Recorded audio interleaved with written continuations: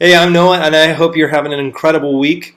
Just wanted to give you a video that I think would be a little bit food for thought, something to really consider and stop and think about. Something that I've noticed in my own life that is all about comparison when it comes to social media, when it comes to spending time surfing Instagram, Facebook, Twitter, Pinterest, and various social media platforms.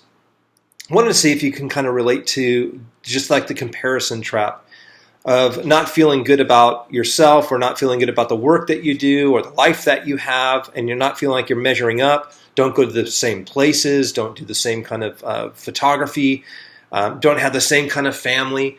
But it seems like there's this the comparison trap that can happen, and I wanted to provide you some hope.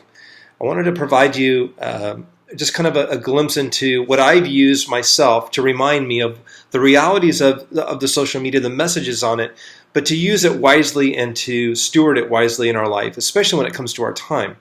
So a couple things that I wanted to share with you is one, being online sucks all the life and time away from productivity. So you can't build a life if you're living life online all the time. And I've talked about that before in my other posts of how productivity can just get sucked out of our life when we're constantly online.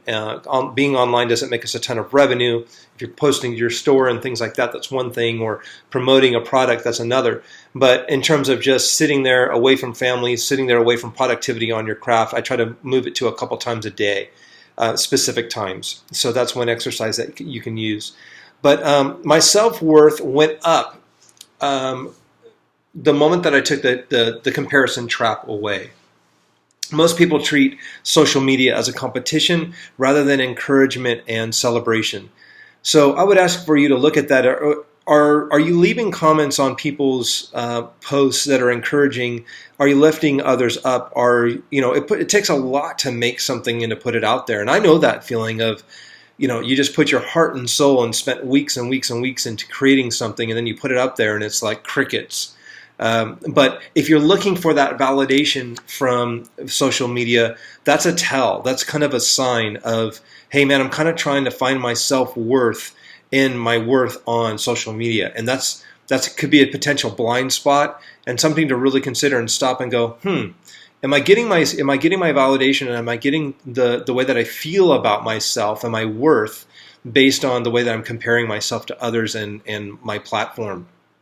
So another thing is, I would not look to, looking at your social media as, are they better artists? Now I feel bad about myself. Are they a better house? Now I feel bad about myself. To where you're comparing yourself in that way, and you're minimizing the way that you feel about yourself, not on just the self-worth, but your social media basically doesn't make you feel good every single time you go on it. So even look at the followers and the people that you're tracking.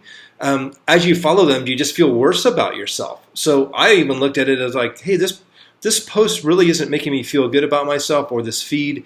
And technically, even though people say they're looking for inspiration, the inspiration actually makes them feel worse.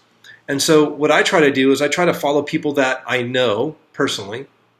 I try to follow people that are friends, and that's why it's social, is that I can actually pour into them, I can actually encourage them and keep them rolling. Another thing is I would look for reciprocation. Social media is social. It's a part of, back and forth. And I've fallen into that well if I get busy or I'm not able to respond to a comment. But that's just something to consider, is looking at how you can stoke and those that are talking on your feed, encouraging you, answer them back, be social, and encourage one another. But where I find my worth, for those of you that have been running with me, you guys know that I have a relationship with God. It's the most important thing in my life. It's paramount to everything. So there's the worldly standard and the way that you define yourself, compare yourself, and find your self-worth. And then there's my relationship with God and how He sees me, how He sees each one of us, and what the plan is for our life in terms of where our self-worth and our true identity lies. And so one of the things I want to share with you is this, and this is one of my favorite ways that snaps me out of it, is this truth. Okay? Your life will not be compared to others at the end of your life. Your life isn't going to be compared to how good you created artwork or a good mom you were. You're not going to be compared to the other moms. You're not going to be compared to your other friends, your other artists, your other creatives. In the end, when you stand before the Lord, he's going to say, what did you do with my son, and what did you do what I put in front of you? And he's not going to compare you to others. What he's going to say is, you'll be compared to the potential that you possessed and the influence that you had on others.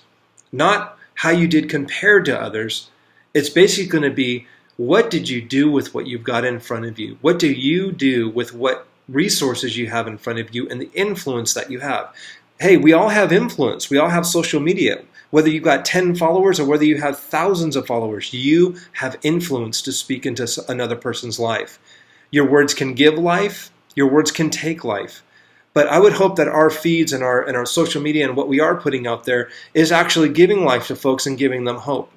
I would encourage you to wear your heart on your sleeve and to be as transparent as possible, because everybody's being safe. Everybody's saying the same thing over and over again. And it's all the same stuff. It's all regurgitated. So be original, be a standout, be yourself, because at the end of your life, you will not be compared to others. You'll be compared to yourself, the potential that you had and the influence that you had on others. And here's a great verse that I love. 1 Corinthians 3:8-15. The one who plants and the one who waters have one purpose, and they will each be rewarded according to their own labor, meaning not compared to others, but according to their own labor. For we are co-workers in God's service. You are God's field, God's building.